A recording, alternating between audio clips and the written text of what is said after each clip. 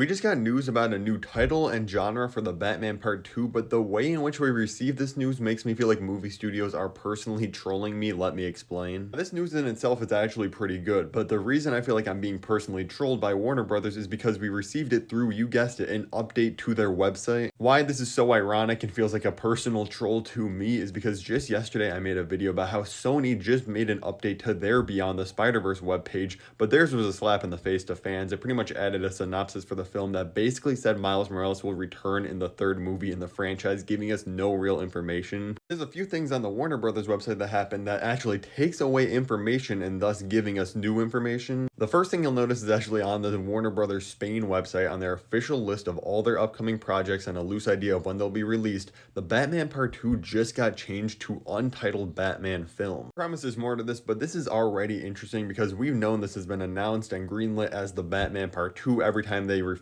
to it, like James Gunn or Matt Reeves, they say, oh yeah, we're working on the Batman Part 2.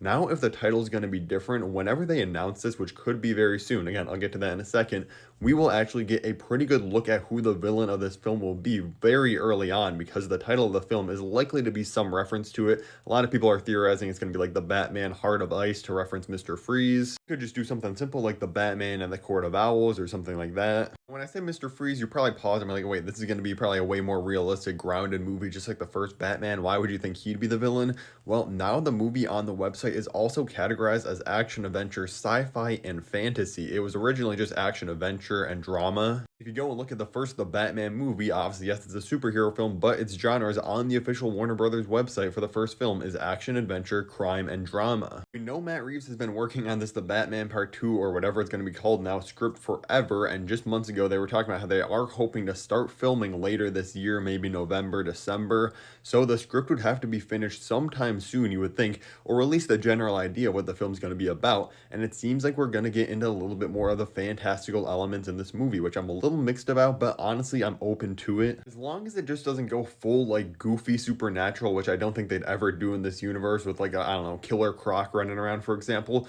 I think you can definitely introduce more fantastical elements to this, and even the first Batman movie that was definitely realistic and grounded, you still have, like, an army of Riddlers running around at the end of people that just, like, are blindly following him. You have the Riddler literally flooding all of Gotham City. Those aren't necessarily grounded elements. Some people are theorizing that this could mean, oh, maybe the Batman Part 2, or once again, whatever it's going to be titled now, is being folded into James Gunn's new DCU, because we know that has all sorts of superheroes, all sorts of just myths and legends and all the stuff flying around in that universe. So while it's definitely possible that that happened behind the scenes, things could always change. James Gunn and Matt Reeves have been very clear that the Batman is staying as its own thing with Robert Pattinson separate. It's going to be an Elseworld project. I really don't think that's what's happening.